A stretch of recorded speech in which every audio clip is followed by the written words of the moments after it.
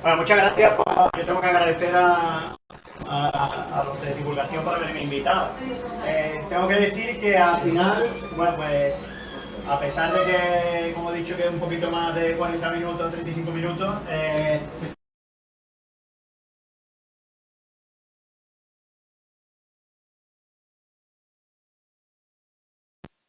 en el aspecto de las infecciones víricas, y bueno, pues lo dejo ahí también para los de divulgación, pues si podemos hacer quizás otra sesión dedicándonos un poquito más a los aspectos de la implicación en cáncer.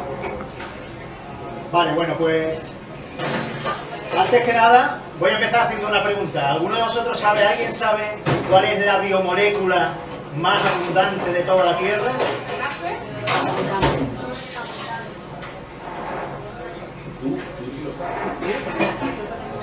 ¿Alguien que no sea yo? Venga, alguien que me diga. No sé, están las biomoléculas, están las proteínas, los ácidos nucleicos, los carbohidratos. ¿Alguien sabe? Hay una biomolécula en toda la Tierra que es la que más abunda, sin duda. ¿Vamos a ver?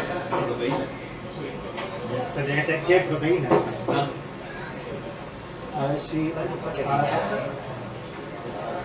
A ver. ¿Se ha quedado trancado? Me parece que tiene bastante retraso, creo, ¿no? No, esto sí está pasando aquí. Pasa ahí, pero no pasa aquí. Espera un momento. Problemas técnicos. Los problemas técnicos. Ahora serán 8 y 10 minutos en los partidos de fútbol, ¿eh?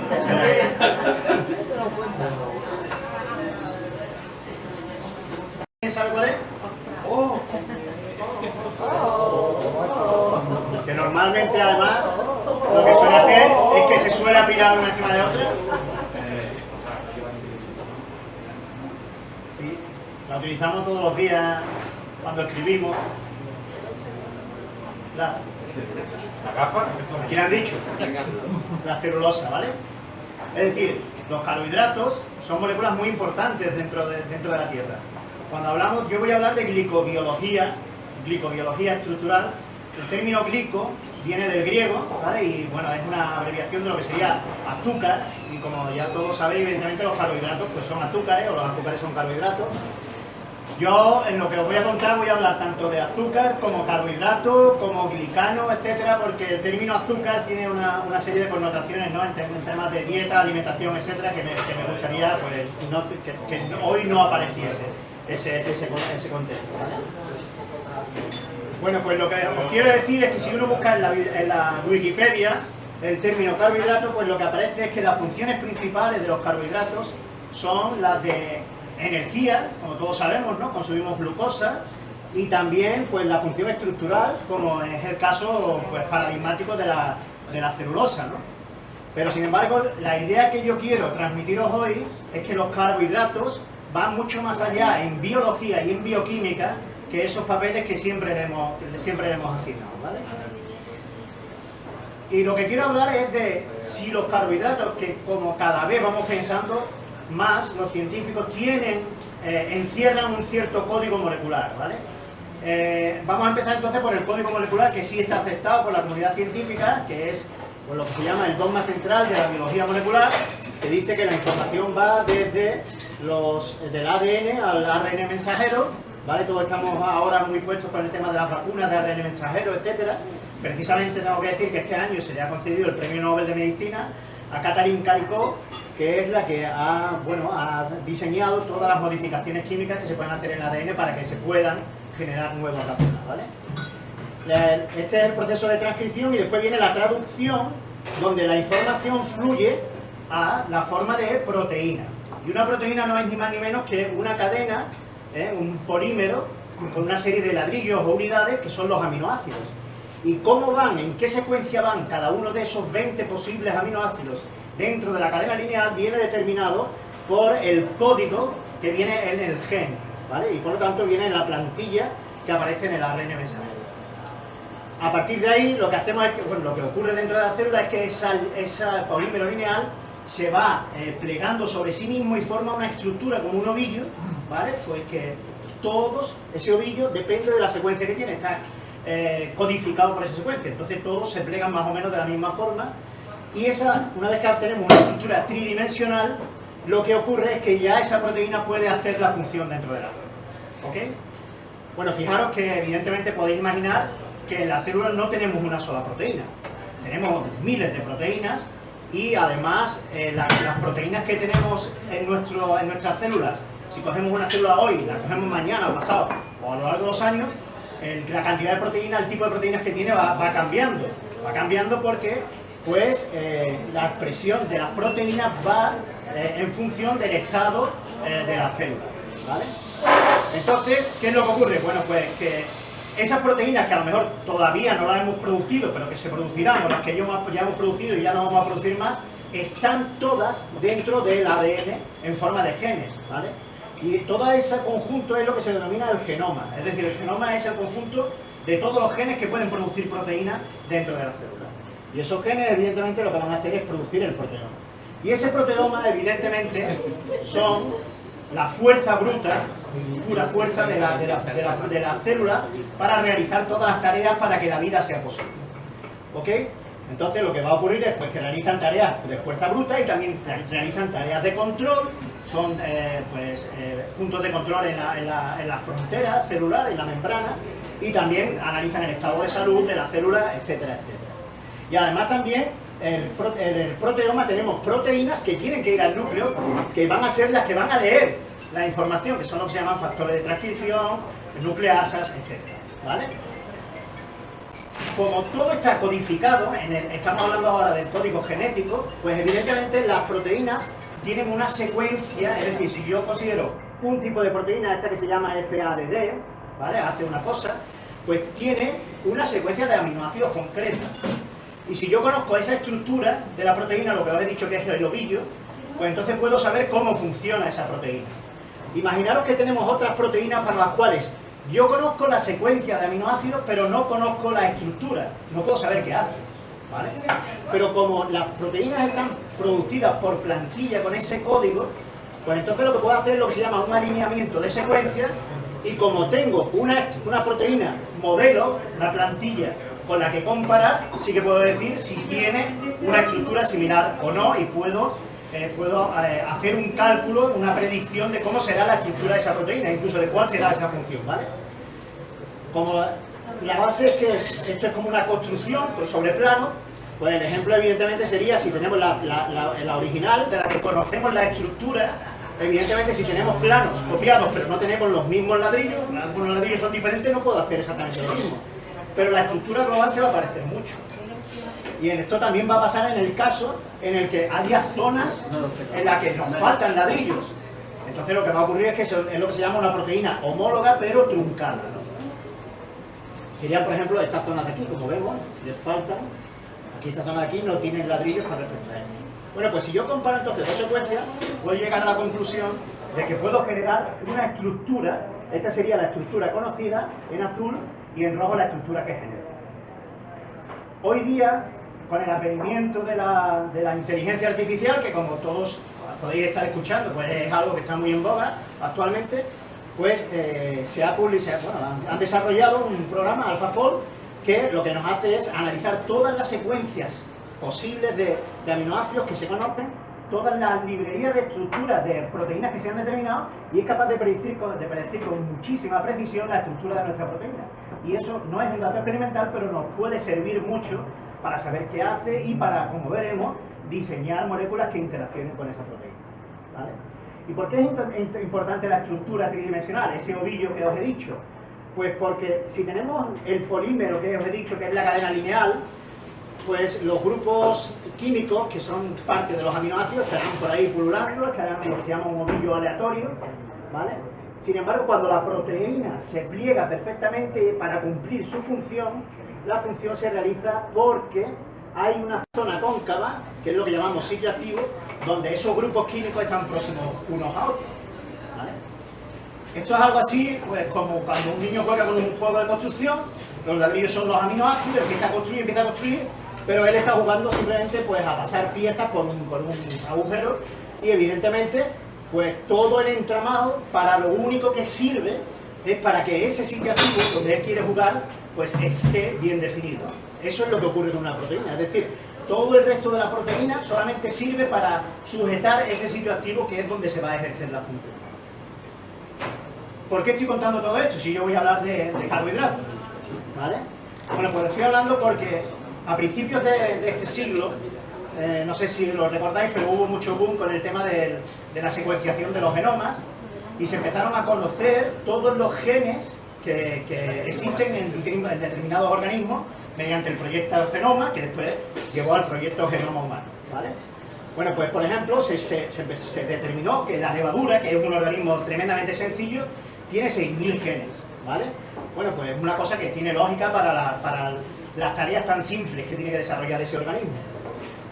El gusano C. elegans, que es un gusano de laboratorio que se utiliza muchísimo, pues tiene del orden de 15.000 genes, ¿vale? Ya estos son células eucariotas, un organismo un poco más complicado, etcétera, más complejo. Y la mosca, pues tiene del orden de 20.000 genes. Tened en cuenta que cuando se empezó a desarrollar el proyecto Genoma Humano, que fue un proyecto muy costoso, hoy día ya secuenciar el genoma no cuesta prácticamente un duro, en aquel momento eran millones y millones de dólares. Entonces, cuando se empezó a secuenciar, los científicos tenían en la cabeza que el número de genes para organismos tan complejos como el ser humano tendría que ser muy, muy superior al de estos organismos. Se hablaba siempre pues en términos de unos cientos de miles, 150.000, 120.000, etcétera, ¿no? Pues, ¿cuál fue la sorpresa? ¿Vale? Que nos viene muy bien de vez en cuando a nuestro ego, pues el saber que tenemos 5.000 genes más que la mosca, ¿vale? Entonces, bueno, pues eso nos pone un poco en nuestro lugar dentro de la naturaleza, ¿eh? O sea que no, en términos genéticos no vayamos ahí por ahí de chulito porque tampoco es para tanto, ¿vale? Y ya el propio Craig Venter, que fue el que desarrolló el proyecto Genoma Humano, decía que el hecho de que haya muchos menos genes de los esperados en el genoma humano tiene que compensarse seguro mediante la generación de diversidad en lo que se llaman modificaciones posttraduccionales de las proteínas, ¿vale? Ya os he dicho que de los genes se preparan las proteínas y las proteínas ejercen su función. Eso es una versión muy simplificada. Las proteínas pasan por un proceso, ¿vale? Pues de modificaciones, ¿vale? Y de hecho, pues hay muchas modificaciones químicas que se le hacen a las proteínas. Hidroxilación, ubiquitinación, que es añadir una proteína pequeñita, lipidación, añadir lípidos, fosforilación, acidilación, etc. Y aquí os marco, pues, una de las más importantes, que es la glicosidación, que es la adición de azúcares, la adición de carbohidratos, ¿vale? Yo insistiré sobre eso. Más o menos lo que ocurre es que la proteína, cuando sale del ribosoma, pues es el coche que nos acabamos de sacar de la fábrica, pero antes de venderlo, pues yo lo quiero tunear, ¿no? Y eso es lo que hace la maquinaria de la modificación posttraduccional de proteínas, ¿vale? Yo también lo asimilo por el hecho de que las proteínas en sí mismos, pues yo lo comparo personalmente pues con las distintas épocas del ser humano. Nosotros realmente, fisiológicamente, etcétera, somos iguales que en el siglo XIII o en el siglo XII. Pero la tecnología nos ha aportado las herramientas para hacer cosas cada vez más complejas, ¿vale? Y eso tiene sentido con la glicosidación, porque las modificaciones posttraduccionales parece que son la tecnología que ha encontrado la evolución para que las proteínas puedan generar más diversidad y por lo tanto mayor complejidad, ¿vale? Y entre ellas la glicosidación es la que genera mayor diversidad de todos. O sea, esto ya es el zoom de tunear el coche, ¿no? Y como digo, son la adición de carbohidratos.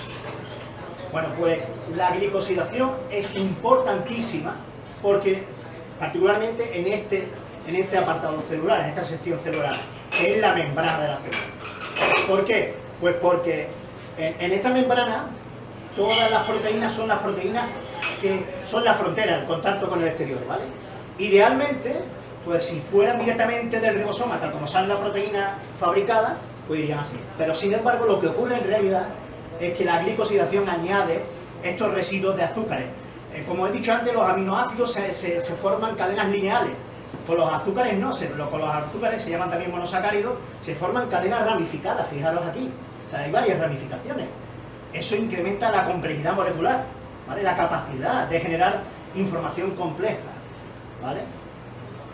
Y cada uno de estos, esto es un código de colores, de símbolos, que ahora mismo la comunidad está utilizando cada vez más, donde se indican los distintos residuos, como por ejemplo fucosa, ácido siálico, quedaros con este nombre porque el ácido siálico lo voy a nombrar mucho, la galactosa, la manosa, la N-acetilgalactosamina, la glucosamina, que como todos conocemos, pues la glucosa es algo que lo sabemos todos.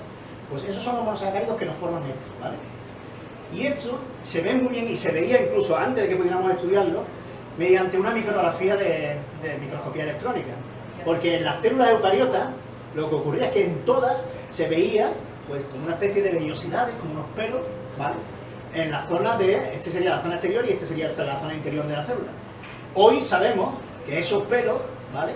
Pues son precisamente todas las modificaciones de las proteínas de la membrana que están glicosidadas, que tienen todos estos residuos de azúcares, que también los llamamos glicanos. Como he dicho, voy a utilizar el término glicano, azúcar, carbohidrato, intercambiablemente, ¿vale? Bueno, pues lo que ocurre es que estos glicanos son los que confieren complejidad. Fijaros ahora, esta es la parte del interior de la célula y este es el exterior. Si nada más que hubiese proteínas sería una cosa relativamente sencilla.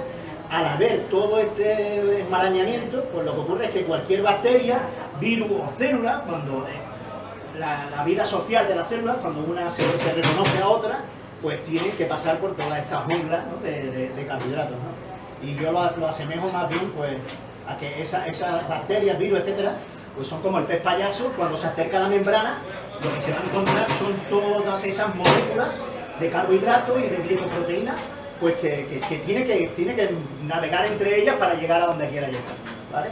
Entonces algunas bacterias y virus, ya veremos, aprovechan esto. Por lo tanto, los genes nos dan la fuerza bruta, que son las proteínas, pero sin embargo la vida social de la célula viene determinada por la complejidad que nos da los glicanos, ¿vale? Y bueno, aquí os pongo una de mis héroes, una de mis científicas favoritas, Caroline Bertozzi. Le dieron el premio Nobel el año pasado en química por la química ortogonal, pero desarrolló esa química porque quería preguntarse cosas sobre el glicocáliz, sobre la zona de carbohidratos que hay en las células, ¿vale? Y ella se pregunta en una conferencia TED, que os la recomiendo, la envoltura de azúcares que está en todas las células. Ella dice que las células son como los M&M's, ¿no? Son estas cosas de chocolate, pastillitas de chocolate, cubiertos de azúcar, ¿no? Todas nuestras células son así, ¿vale? Pero decía, estos carbohidratos, estos azúcares, ¿qué nos intentan decir? Pues cada vez nos estamos acercando más al convencimiento de que esas cadenas de monosacáridos no están, si bien no siguen una plantilla como las proteínas, sin embargo no están dispuestas al azar, ¿vale? El propio sistema molecular de la célula va eligiendo cuáles son, ¿vale? Por lo tanto hay una especie de código de azúcares, o el código, yo le llamo el código glicano, y que está constituido por estas letras, por estos ladrillos, que son los 9 glicanos que están presentes en los vertebrados. En las plantas hay otros, etc., ¿vale? Bueno, pues, bueno, lo que digo es que yo le llamo que estamos empezando a comprender la glicogramática, ¿no? Es decir, qué es lo que nos están diciendo. De hecho, ya se empieza a decir en algunos foros que la próxima cosa importante en salud y medicina va a ser precisamente pues comprender ese código de los azúcares, ¿vale? De nuevo volvemos a esa visión. Yo ahora voy a tomar una visión como la de un bosque con esos carbohidratos, y entonces lo que ocurre, al igual que en un parque nacional, en función de la altura en la que nos encontremos, tenemos distintas poblaciones de árboles, distintos tipos de árboles. Lo que ocurre es que según en qué tejido está cada célula, esa cobertura de azúcares es diferente, ¿vale? Por lo tanto encierran un código, ¿no? Es un código de localización. Si yo soy capaz de leer qué tipo de glicano tiene una célula, no tengo ni que saber dónde, o sea, voy a saber de dónde viene por ese análisis. Es decir, que tiene un carácter también de diagnóstico o de identificación. Por otro lado, es importantísimo, os podéis imaginar, para el sistema inmunológico. El sistema inmunológico está siempre revisando la superficie celular a ver qué está pasando por ahí. Entonces, si hay algún cambio que no le suena, evidentemente es cuando se activa ese sistema inmunológico, ¿vale? Aquí representamos los bosques de las distintas tipos de células de los distintos tejidos, pues que las bacterias también están rodeadas de ese tipo de bosques, de esos azúcares, ¿vale? Pero lo que sí es verdad es que el guardabosque sabe, ¿vale? El sistema inmunológico sabe, esto es mío, yo puedo estar tranquilo, pero si veo algo de esto, ya sé que ese bosque no me pertenece y entonces tengo que desencadenar una respuesta inmune, ¿ok? Por lo tanto, aquí los carbohidratos desarrollan están llevando a cabo un código de identificación, es decir, que puede ser, esto es mío y esto no es mío. El ejemplo paradigmático de lo que el código de azúcares nos dice, los grupos sanguíneos, ¿vale? Grupo sanguíneo 0, que soy yo. ¿Quién hay aquí del grupo sanguíneo 0? ¿Vale? Pues todos tenemos en las células de nuestra sangre, los eritrocitos aquí, tenemos este trisacárido, son 3 azúcares, ¿vale? Fucosa, galactosa, N-acetilglucosamina. En todos, ¿vale? Entonces, si analizan nuestra sangre, todos nuestros glóbulos rojos están rodeados por eso, ¿vale? Entonces, ¿qué es lo que ocurre? ¿Quién de aquí es del grupo sanguíneo A? ¿Y del grupo sanguíneo B? Pues lo que tenéis, los del grupo sanguíneo A, no tenéis un trisacárido, tenéis un tetrasacárido. Tenéis un residuo de azúcar más, N-acetilgalactosamina. Y los del grupo B, lo que tenéis es otro añadido, o sea, tenéis un tetrasacárido, pero ahora fijaros la pequeña diferencia, ¿eh? La diferencia es que aquí tenemos algunos átomos más, muy poco, esto es un grupo acetamilo, en comparación con el grupo hidroxilo. Esto es un poquito más grande que este, pero un poquito. Sin embargo, como mezclemos la sangre, ya sabemos que es una catástrofe, o puede ocurrir una catástrofe, porque se puede producir una reacción inmune, una hemolisis, etc. Es decir, pequeñísimos cambios en las estructuras de los glicanos pueden producir grandes efectos. ¿Y por qué yo tengo el grupo O, vosotros tenéis otro grupo? Pues porque originalmente todos estos grupos vienen del grupo O, y entonces los que tenéis el grupo A tenéis una enzima que es la GTA que transfiere este residuo, y mientras que los otros tenéis una enzima que transfiere este otro residuo. Y esto también es interesante porque esta pequeña diferencia también la reconocen las enzimas, porque estas enzimas son proteínas que tienen en el entorno de 400 aminoácidos por ahí, y solamente se distinguen en 4 aminoácidos y son capaces de reconocer si es este o si es este. Es decir, pequeños detallitos estructurales son capaces de producir efectos importantísimos. Aquí los glicanos, los carbohidratos, están llevando a cabo un papel de código de autoidentificación, ¿vale? Esta sangre es mía, esta sangre no es mía. ¿Cómo se lee ese código? Esto es lo importante, que nos interesa, ¿vale? Estamos empezando a entender que hay un código. ¿Cómo lo lee la célula? Pues la célula, estamos diciendo que tiene, en el código de símbolos y de colores, tiene distintas combinaciones de carbohidratos. Eso son distintas huellas dactilares. Pues evidentemente lo que necesitamos, como en el caso de una huella dactilar, es un lector. ¿Quién lee ese código? Lo leen las proteínas. Las proteínas lo que van a hacer es que van a interaccionar, las proteínas de las bacterias, de los virus, de otras células, van a chocar y van a interaccionar contra esos carbohidratos, y evidentemente si tienen un sitio donde puedan alojarse con comodidad, con afinidad, pues se va a formar lo que llamamos un complejo proteína-ligando, y esto va a ser lo que va a desencadenar la función biológica que sea, ¿ok? De nuevo estamos en el caso de que, bueno, como aquí os represento, esto sería solamente un trocito de la proteína puede ser muy grande por aquí, pero el sitio activo es una zona pequeñita que es la que es responsable de esa interacción y por lo tanto de la función biológica.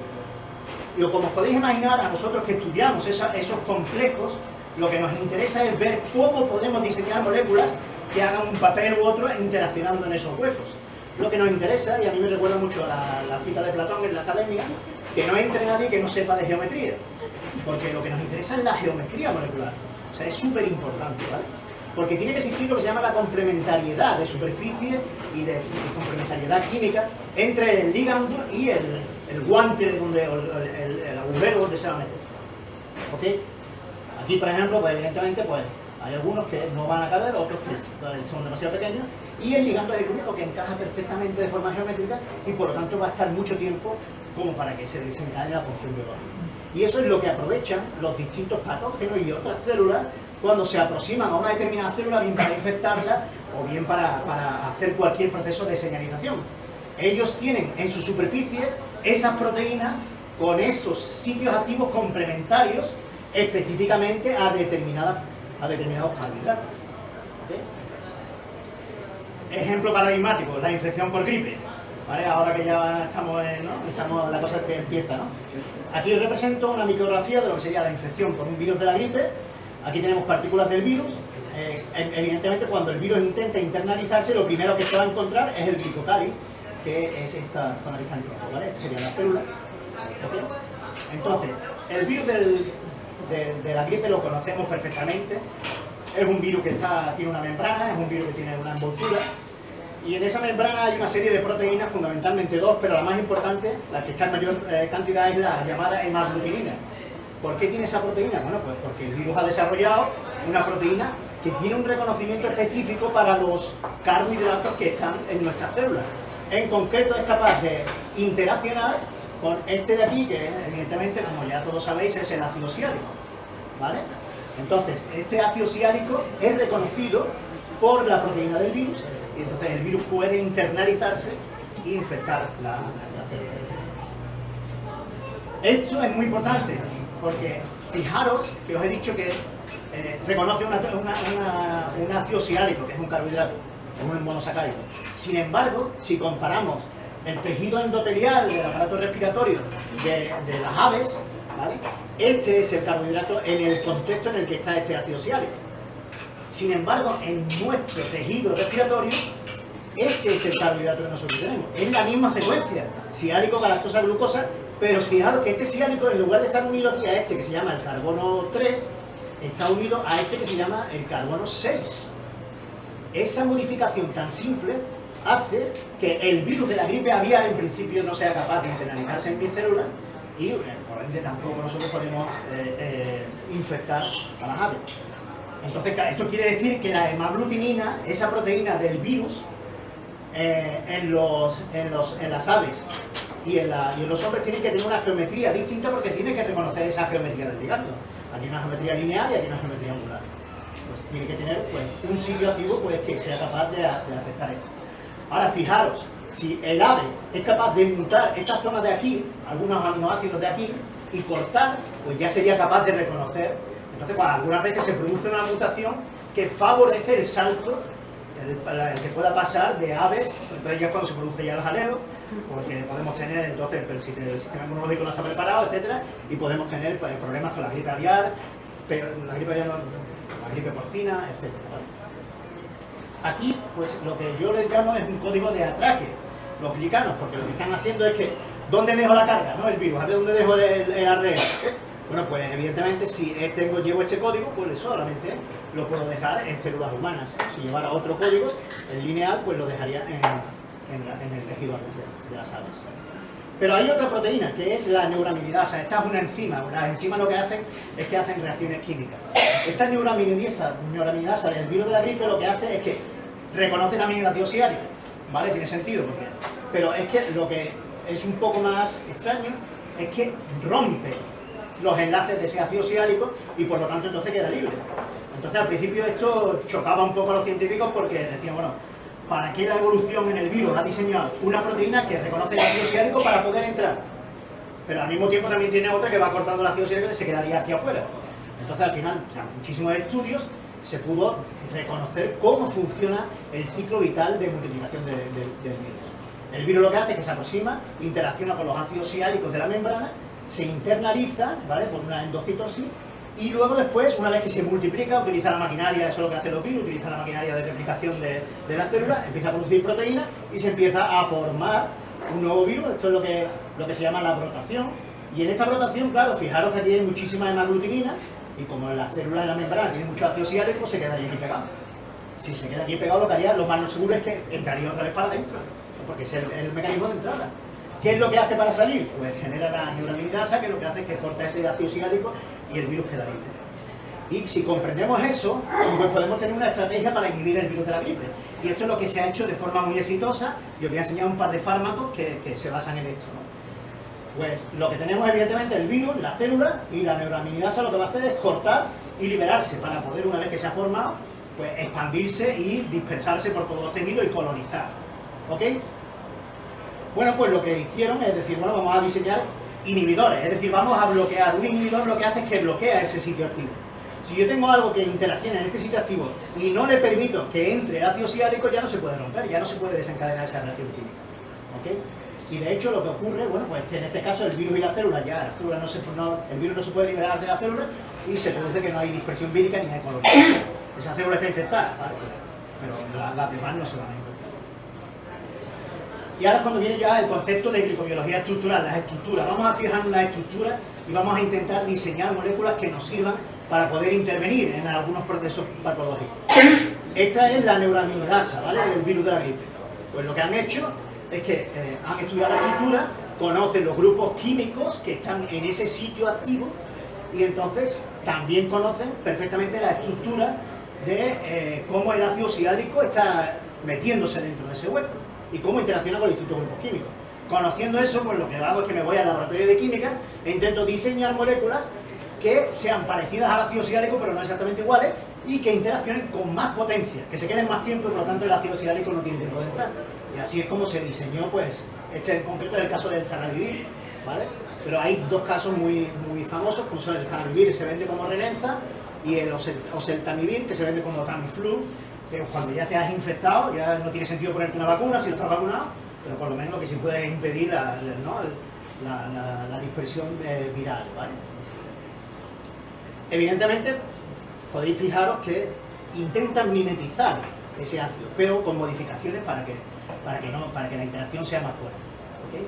Pues estos son miméticos de azúcar y como tal, como siempre el término glico, pues le llamamos glicomiméticos, ¿okay? Pero ¿cómo sabemos, y aquí ya vamos un poco a lo que nosotros hacemos en el laboratorio, cómo sabemos las estructuras de ese sitio activo, cómo sabemos la estructura de esa molécula del ligando y de la proteína? Pues hay varias técnicas, entre ellas yo destaco aquí tres, aunque hay otra muy moderna, que es la microscopía electrónica, que no voy a entrar en ella, la resonancia magnética nuclear, la cristalografía de rayos X y, por supuesto, hoy día tenemos computadores muy potentes para desarrollar cálculos muy complejos, ¿no?, de química computacional. Pero, sin embargo, la cristalografía de rayos X tiene un problema con los glicanos, y es que como los glicanos suelen dar interacciones débiles, están siempre entrando y saliendo, de tal forma que cuando hacemos la foto con cristalografía de rayos X nos sale movida, ¿vale? Por eso nosotros lo que hacemos es utilizar la resonancia magnética en combinación con la química computacional. Fijaros, esto es un caso de laboratorio que estamos estudiando, la interacción de un nonasacárido, son 9 residuos de azúcar, con una proteína. Este es un nonasacárido que está en el virus del SIDA y que interacciona con un receptor del virus, ¿vale? Pues como veis, es un sistema tremendamente flexible y dinámico. Os comento que aquí en Sevilla pues somos muy afortunados dentro del país, de España. Se hizo una inversión muy importante y tenemos pues, equipamiento de resonancia magnética nuclear muy importante, ¿vale? Simplemente destacaros que los campos magnéticos que nosotros utilizamos en el interior de estos espectrómetros, que es donde metemos la muestra, pues son, en comparación con un imán de nevera, yo he calculado más o menos unas 3.500, 4.000 veces más intensos. Son los imanes más intensos que existen en la Tierra, ¿vale? Y los necesitamos porque tenemos que poner en juego el magnetismo de los átomos a través de lo que se llama el spin nuclear, que no voy a entrar en el caso. Y aquí, bueno, pues también hay veces que hay que irse fuera de Sevilla. ¿Por qué? Pues porque necesitamos más campo magnético. En Barcelona hace poco instalaron el campo magnético más potente, y esto es una foto de cuando yo estaba con mi grupo de investigación en Inglaterra, que también era un imán bastante potente, ¿vale? El que quiera hablar de resonancia magnética lo podemos hablar, porque a mí me encanta y en otra ocasión, pero yo voy a resumir muy gráficamente lo que hacemos en el laboratorio, ¿vale? Pues lo que hacemos es lo siguiente: vamos a intentar, por ejemplo, si hay un niño que ha tocado un cuadro recién pintado, si el cuadro tiene un solo color, pues no, pero si el cuadro tiene muchos colores, pues yo puedo preguntarme ¿cómo ha puesto este chiquillo las manos en el cuadro recién pintado? Pues evidentemente, fijaros, pues un dedo azul, otro dedo amarillo, otro dedo blanco, pues yo más o menos puedo saber más o menos cómo ha puesto, ¿vale? Y si está muy bien definido, pues te puedo decir que ya se nos ha puesto la mano, ¿vale? Pues eso más o menos es lo que hacemos nosotros. Nos preguntamos qué átomos de hidrógeno han tocado, de nuestra molécula, han tocado la proteína, ¿vale? Y eso lo hacemos muy resumidamente, metiendo la proteína en el imán en presencia del ligando, generamos una magnetización, vamos a llamarle magnetización, de nuestra proteína nada más, y ahora, cuando el ligando entra dentro, esa magnetización se transfiere, se magnetiza de alguna forma, pero se magnetiza solamente, es muy pequeñito y solamente le llega a aquellos átomos de hidrógeno que están muy próximos. Y eso es muy importante, porque eso es como si yo meto una barra dentro de un horno, la saco y digo, oye, ¿por dónde ha entrado la barra? Pues digo, está la parte caliente, por ahí ha entrado. Entonces yo puedo saber que esto ha entrado por aquí, ¿vale? Entonces pues puedo decir, pues aquí yo esperaba 4 señales para estos 4 hidrógenos. Una no aparece, pues el átomo D no está en contacto con la proteína. El B está más cerca que el A, y el A está más... o así, ¿no? Esto resumiendo muy levemente. El problema es que en estos experimentos que llamamos de frecuencia simple, que siempre se han hecho, nosotros lo que vemos es los contactos y ya está, pero no sabemos con qué está contactando, que con este grupo químico, con otro, por lo tanto no tenemos idea de la orientación del ligando. En nuestro laboratorio hemos desarrollado una nueva metodología que es una variante que la llamamos multifrecuencia. Y ahora lo que hacemos es que sí que podemos, con distintas frecuencias, podemos decir, ah, pues esto está más cerca del grupo químico de este aminoácido y esto está más cerca del grupo químico de este aminoácido. Y evidentemente ya lo que nos ocurre es que ya sí que podemos saber la orientación del ligando. Es decir, yo tengo el ligando y digo, oye, mira, los contactos con grupos químicos polares están aquí y aquí. Y los contactos con grupos químicos que llamamos aromáticos están aquí arriba. Y con aquellos que llamamos alifáticos están aquí. Si yo conozco la estructura de mi proteína y en la estructura científica, blanco y en botella leche, o sea, ya sé cómo está interaccionando, ¿vale? Esto lo combinamos con química computacional. Por modelización molecular generamos complejos teóricos que tienen muy baja resolución, pero cuando nosotros lo combinamos con esos datos que os he explicado anteriormente, pues llegamos a la estructura. Esto es una comparación entre una estructura de rayos X, una estructura muy precisa, con una estructura que hemos calculado con nuestros datos de resonancia magnética. Entonces, y el origen de esta charla fue precisamente que me habían concedido un proyecto europeo en colaboración, pues somos 8 socios, ¿vale? Pues está el socio de Italia, la Universidad de Florencia, la Universidad de Manchester, varias empresas, etcétera, para estudiar la infección por norovirus, ¿vale? Y bueno, pues sería intentar abrir el horizonte para nuevas terapias. Porque el norovirus es un bicho intestinal, lo que produce unos problemas gastrointestinales bestiales y tiene una serie de problemas. O sea, el problema es que, bueno, produce vómitos, etcétera. El problema es que a las personas que están inmunocomprometidas y a las personas muy ancianas, etcétera, pues sí que puede suponerles la muerte, ¿vale? Y por otro lado es que es un virus para el que a día de hoy no existe ni siquiera vacuna, ¿vale? Entonces, o sea, hay algo en fase clínica, pero no existe nada en el mercado, no existe nada en la farmacia para el tratamiento de norovirus, ¿vale? Y bueno, se nos concedió este proyecto precisamente por eso, ¿no? Entonces, quiero resaltar aquí de nuevo la importancia del glicocáliz, de los azúcares. Esta es una partícula del virus, a diferencia del virus de la gripe, que os recordáis que os dije que tenía una envoltura, este no tiene envoltura. Estos son 180 proteínas que están pegadas formando como una coraza y dentro está el ácido nucleico, el material genético, ¿vale? Bueno, pues estas proteínas que están en la superficie, que son 180 copias, aquí tenemos la estructura, ¿vale? Y esta región P2 es la que está en contacto con la célula que va a infectar. Y aquí vemos, estos son datos experimentales en la literatura que interaccionan ¿con qué? Con carbohidratos dentro de la membrana, ¿no? en la superficie de la célula. Y esos carbohidratos son los carbohidratos obligados que están en el epitelio del tracto gastrointestinal, ¿vale? Entonces ahí se queda el bicho y ya puede empezar a internalizar. Si no hubiese este paso de infección, ese paso de contacto con los carbohidratos, no podría infectar. ¿Y cuáles son esos carbohidratos? Pues ECRI-4, los antígenos del grupo sanguíneo, lo que les he mostrado antes del grupo O, etcétera. No sé si os enterasteis, pero por ejemplo el virus del COVID también dependía del grupo sanguíneo, podías tener una evolución u otra. Pues porque los carbohidratos influyen muchísimo y cada vez se está reconociendo más, ¿vale? Bueno, pues ¿cuáles son los estudios que hay en la literatura? En los que esto no lo hemos obtenido nosotros, esto precisamente el proyecto está empezando ahora mismo. Aquí tenemos además al estudiante de doctorado alemán Henry, que no habla español. I don't know if you are understanding anything, but Henry ha empezado hace 2 semanas con nosotros precisamente en este proyecto. Entonces ahora mismo lo que estamos es en fase de entender lo que ya existe en la literatura. Fijaros, estas son las interacciones con los grupos sanguíneos, en este caso del grupo sanguíneo A, ¿vale? Aplicamos nuestra técnica, esta la han aplicado otros laboratorios, y lo que observamos es que los contactos se establecen fundamentalmente con estos residuos. Ya podéis imaginar que si yo quiero diseñar una molécula que compita, es decir, que bloquee el sitio de unión, pues tengo que buscar algo que se parezca, un mimético. Nosotros nos vamos a buscar en otro foco, que son los oligosacáridos de la leche materna humana, ¿vale? El tema de la leche materna humana, de que es muy buena, etcétera, pues es verdad, o sea, tiene muchísimas propiedades, y entre ellas, los oligosacáridos humanos de la leche modulan la inmunidad en el intestino del neonato, pero para nosotros lo que más nos interesa es que son receptores señuelos solubles que son capaces de bloquear patógenos microbianos, es decir, que la leche materna es capaz de actuar como antimicrobiana, ¿vale?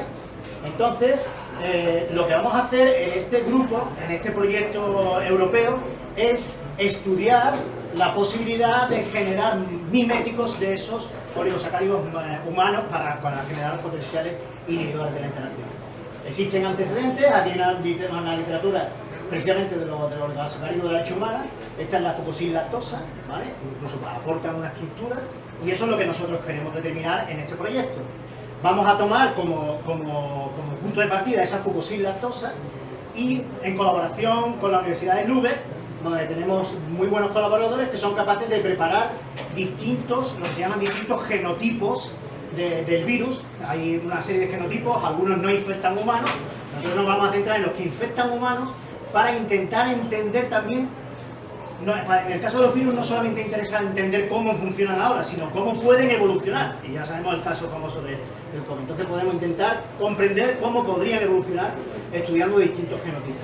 Tomando esto como base, lo que vamos a hacer es hacer química sintética para modificar, ¿vale? Vamos a modificar distintos residuos. Si os fijáis, no vamos a modificar el anillo de fucosa porque es muy importante para la interacción, pero sí vamos a modificar tanto el anillo de galactosa como el anillo de glucosa, la famosa glucosa que aquí la tenemos, y también vamos a modificar una cosa muy importante que no os lo he comentado anteriormente de los carbohidratos, que es la unión entre azúcar. Eso se llama la unión interglicosídica.